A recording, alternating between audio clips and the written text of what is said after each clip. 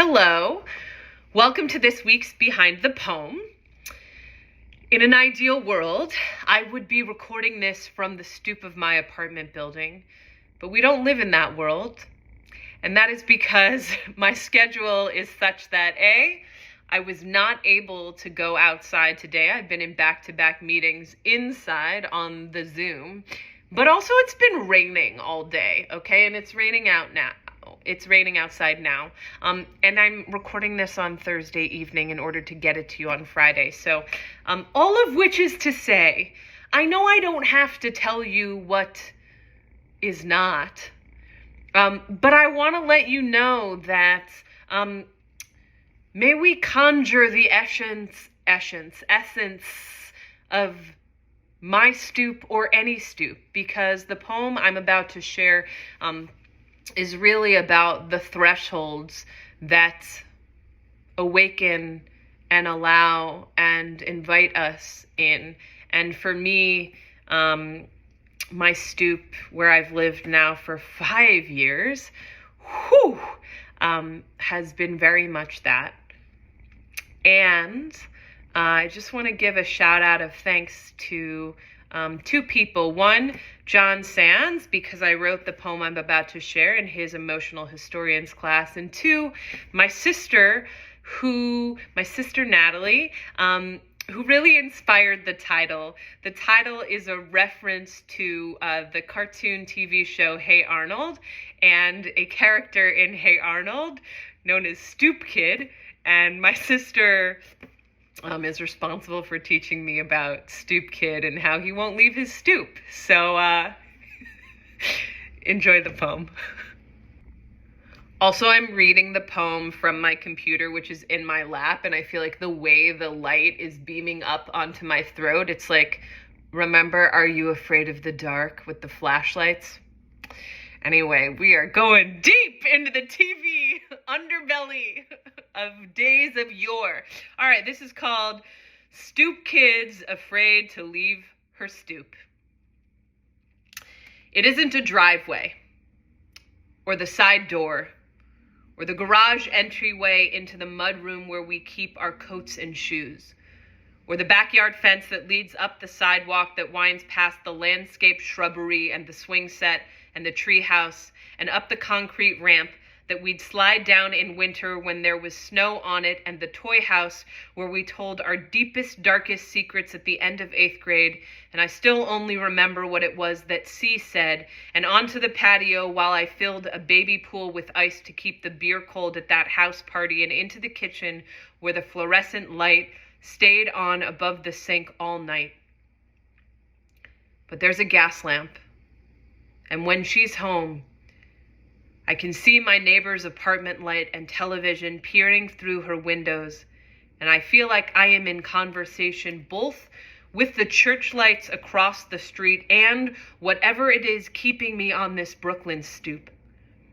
I wonder what kind of unnecessary traumas I might have avoided if I'd spent more time lingering in the entryways before actually going inside. One could argue that the kitchen was for.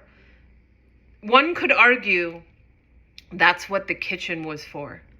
But that's a boring self-assessment for a former bulimic, so I'd rather keep it focused on the aperture of brick and mortar and how there are 3 churches on my block.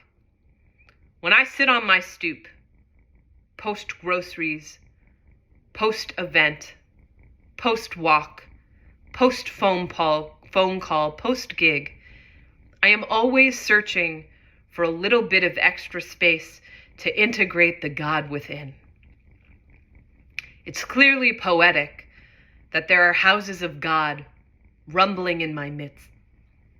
There's no comparison to our neighbor's tennis court, kissing our shared fence, and the ways the preschool parents and caretakers line up outside one of the 2 churches every day after school. But there is some kind of back and forth exchange taking place, and I think that's why I live on this block. Sure, my mother says it's a rare place in New York City where you can hear the birds chirp. And yes, I am in daily conversation with the tree I watch bear itself naked each fall into winter and then slowly dress itself back up again as we beckon into spring. And sure, my landlord is the kind of anomaly the universe seems to send me as a constellation prize for exponential grief.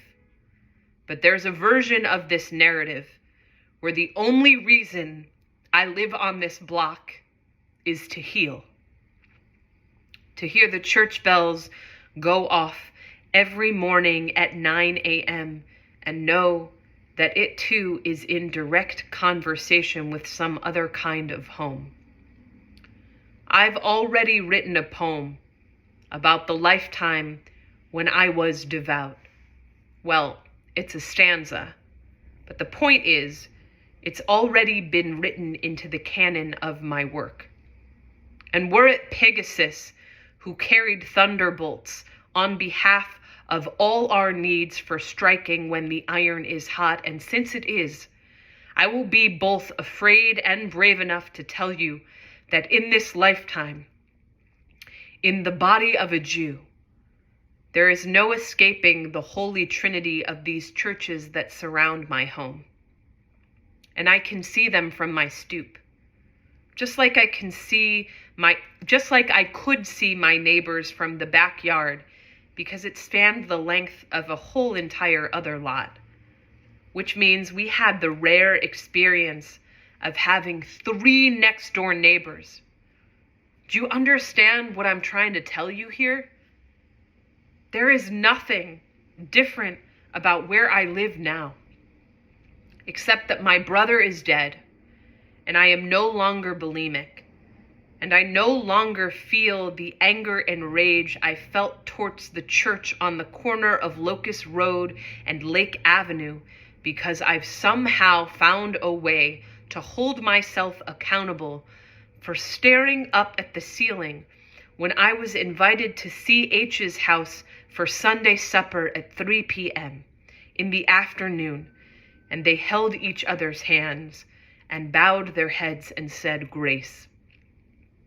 The irony isn't that I have been blessing my food, every single snack and meal, for 16 years now, but rather that me, all basking in the glory of my stoop as an altar for the temple that is my block, was once so afraid of God that I had to hold my breath instead of exhaling to say, Amen.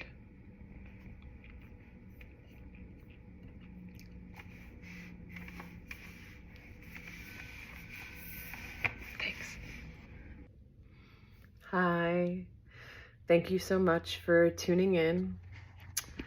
I recognize that many weeks I cry and get weepy. And I think it's because this has become a ritual for me, making these videos and sharing them with y'all. And there's a meditative element to it where in the midst of this go capitalist world, at least I'm living in, oftentimes this becomes one of the moments I'm most slowed down and am in my body each week.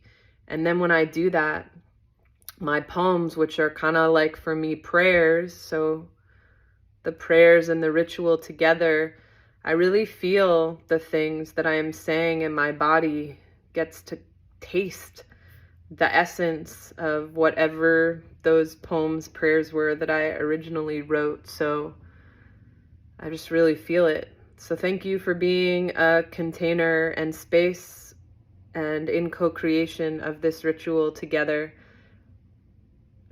Yeah. Thank you all. Have a great Friday. Shabbat Shalom. Happy new moon. Wherever you are, may you feel held in the thresholds and stoops and rituals of your lives in space.